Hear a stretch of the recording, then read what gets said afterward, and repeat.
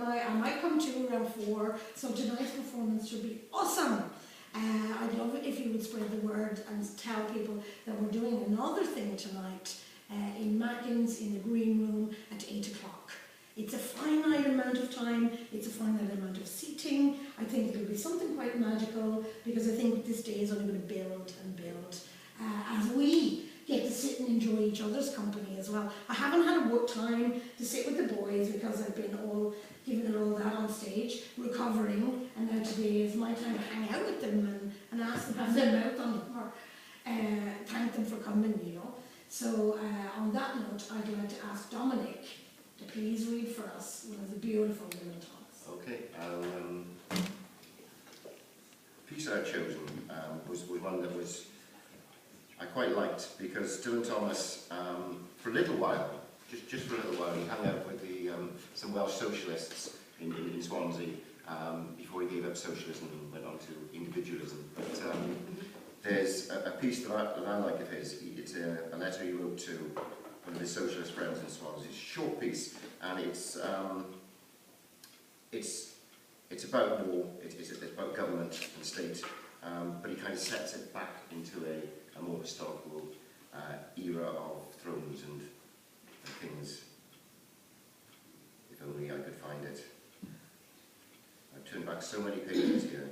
Welcome to my world. Where is it? It's called The Hand That Signed the Paper. Hello. The hand that signed the paper felled a city. 5 sovereign fingers taxed the breath, doubled the globe of a dead and halved a country. These 5 kings did a king to death. The mighty hand leads to a sloping shoulder. The finger joints are cramped with chalk. A goose's quill has put an end to murder, that put an end to talk.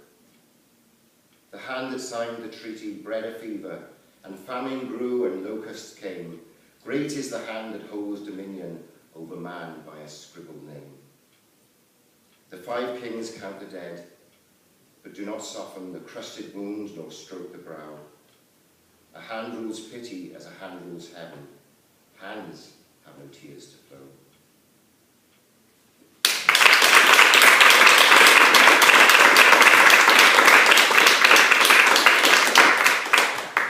That was lovely. Really nice. Nice, yeah. I'm just wondering, has anybody in the audience any questions that they'd like to ask anyone? Or is that just the equivalent of being heckled or ousted? Stop it! I thought you were hacking them. Actually, what's even funnier was when I skidded in the door earlier, literally like wide-eyed going, what? With the phone and an iPad that needed charging, wet hair, the coat hanging off me, and Tommy goes, you look lovely today. You do. And I went, You look like a little girl. and I said, what am I supposed to? And then, no, what was the point of this? I was wondering the same. Nice one, John. There was a guy randomly just there, and I thought he was one of us. I was going, charge that, put that in, look at the stadium. I said, what are we doing? And then there was a guy there, and I said, who's that? And I went, oh, the audience. He's now taking photos for us. Where are you? There he is. Yeah, that's Andrew, the audience. I have a thing, but I don't know will I do the thing or not. Can I ask the question then? Sorry, Joe? What? Did you want the questions? Liz, go ahead, Joe. John? Yeah. So I just thought, what was it? Did you start writing poetry in the Turkish prison because of Dylan Thomas? Yes, I did. Okay. Yes, I wrote my first poem in 1970, about the same time I started reading Dylan Thomas. Yeah. How did you get access to his book in the prison? Pardon? How did you get access to his book in the prison? We had lots of books. I mean, I've read everything from Dylan Thomas to Dostoevsky to Claude Lévi-Strauss. Yeah, I have a lot of books. So it was part of the prison library, was it? No, we had books sent to us. Oh, okay. There were a lot of people. So There were like 40 foreigners in one place. Oh, okay. What was it about Dylan Thomas that made you want to write poetry? hard question. I think I started to write and read at the same time, but I think his way of writing actually influenced me a lot because he has such a specific and special way of putting his lines together. He did all these tools. I guess they're all Welsh tools of writing. Yeah. And it was pure magic to me to see how he put his poems together. And in the beginning, I think I tried to write like him, but today I think his writing is in me, but I don't try to write like him. No, I was thinking back yesterday. Yesterday we were down in Kelly's Corner, and for the first time I saw the Loom, the poem we just read. And I was looking at it and knowing that Bent has no connection whatsoever with the Welsh language. But there are so many tools that he uses within his own writing that are reminiscent of the Welsh language because Dylan Thomas used them. And Dylan wrote in English, he never wrote in Welsh. But he was very aware of the Welsh language, it was around him, especially in his West Wales childhood. And he uses so many of the tools and the techniques that he used in Cynhaddydd and various Welsh writing. And Bent has inherited those, and I could recognise them in Bent's English language writing. It was amazing. Dominic, there's a thing about when you listen to Dylan Thomas's recorded voice, it reminds me of Yeats. Yeats's recorded voice. Their way of speaking their own words seems to have nothing to do with the rhythm that is in the actual words. The way we would read their work is totally different. Absolutely. It's received pronunciation, isn't it? It's you know what we call BBC English. Yeah. And what translates into other dialects as educated Welsh and educated Irish. So it's that RP, but with a slight Irish or certainly in Thomas's case, very, very slight Welsh inflection, which I think is why so many people have found Richard Burton that wonderful route to enjoy the work themselves, because you know I think Burton also is educated Welsh, but it's far richer. I mean, Thomas personifies some of that Welsh dichotomy, you know, that and the ambivalence to his voice, certainly. It almost destroyed his work for me when I first heard Thomas reading in his own voice. Really? I grew up with Burton, with somebody who sounded Welsh, you know, and but as I say, if it's stunned silence, then I'll take it on because Do Not Go Gentle, one of Thomas's most famous poems, And most I remembering think Burton's became a motif throughout our residency in Sweden, 2 weeks in Sweden. And the fact that we not having on a tie. Yes, indeed, yeah. The beautiful little poet with us, who was just like a China doll, had these little tiny legs with "Do Not Go Gentle" tattooed across it. I didn't know whether to just keep looking at Shani or "Oh Auntie, you're so beautiful," or to look at Natsile and go, "You're so hardcore." And I'm in the middle of it like this going, "I don't know nothing." It was great, huh? Yeah. We used it. I mean, you used it in your workshop. I used it in a workshop to talk about rhythm. We used it again. We set it to percussion in one of our workshops. And thanks for it. So, shall we hear "Do Not Go Gentle" in a Swedish accent now? Absolutely. Yeah. Okay.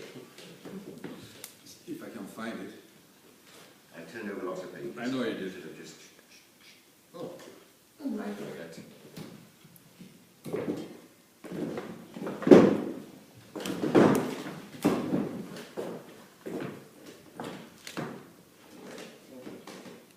Do not go gentle into that good night.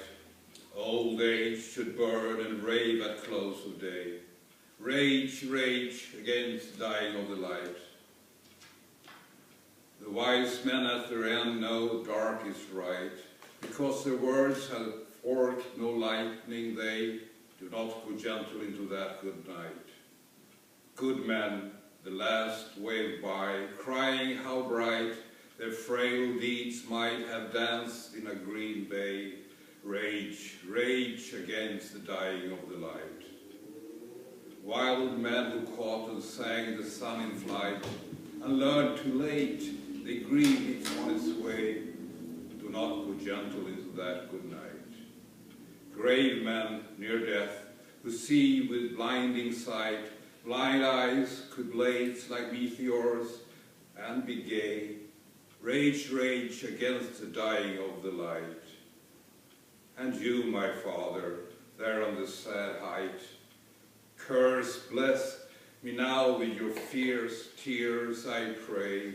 Do not go gentle into that good night. Rage, rage against the dying of the light.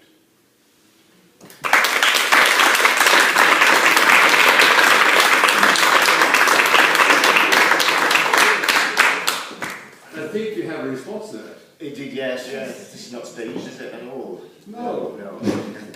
No, I prompted Ben to read that because, you know, in France, we had lots of late nights. We had lots of sharing of our own poetry, of Thomas's poetry, and I had a curatorial role in the residency, which was a strange thing of sometimes being invisible, sometimes being visible. You know, it's a solitary occupation writing, and to try and not be prescriptive, but to try and orchestrate people who are producing creative works and try and direct it in a certain way, especially because we had a public-facing element as well, and that we ran these workshops, we ran these public performances along the way. It was, you know, it was And drank off. it was, and we did a lot of drinking, yeah. So I was kind of in and out of the shadows. I wasn't there as a writer, but one of those nights, reading Do Not Go Gentle did inspire me to write a response that I'd not written for 10 years. Because it was about 10 years ago my own father died. And I can remember being in the hospital and, you know, all the staff telling us, you know, we've no idea why this guy is still alive. You know what I mean? He should have gone. You know, I don't understand why he's still going, you know. And I realised that it was because my mother was still there talking to him. She was still there. She wanted him to live. And I realised I had to tell her. I had to take her to one side and say, look, Mum, you have to tell him it's okay to go. Because otherwise he's going to carry on there. You know, nobody knows why he's alive and he's in pain. And so I had to tell her, and that's what she had to do. And then she did tell him, and he passed gently. So this is my response to Do Not Go Gentle. My mum was sat there talking to my dad, who was totally unconscious, but telling him again and again about the stories of when they met and when they were dancing down in Swansea. So this is Went Gently. The sailor with a head full of fire, dancing on Mumble's pier and scaling heights. So fragile now, man of stick in linen. I tease you. I want to make you mad. I want to see you double up with foolish hoots. But you are raging, and I do not know. Raging, raging like a red dwarf. Oh, my father, you have given me the hardest task. To stop a blazing, a blessing is required. I have to tell my mother to let you go. And so an Indian summer's kiss gently opens your eyes for a last smile, as you pass to me a duty to protect your wife. And she now, living fire, burns, burns like flaming June.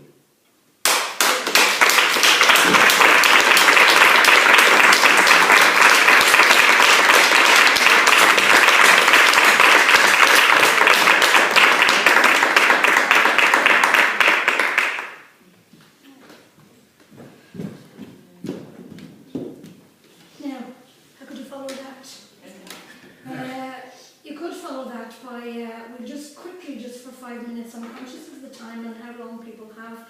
Oh, we've loads of time. No, we haven't. Talk about the funniest stuff that happened in Toronto. Tell these people some funny shit that they'd never know. Come on, actually, tell them a little bit about. I recorded him. I have it all over there on the thing. If you saw half the stuff I have on that, do you remember that we went shopping? Yeah. And I was like this with an iPad, narrating the shopping in the Big Brother voice, going, DA24, you big warehouse. And the lads are going barbecue. But you wrote a beautiful poem from based on that day, your shopping trip. I mean, you've got the humour in these things, Yeah. and you read it at the first Poems and Pints night we did. And wrote it outside. Yeah. Yeah.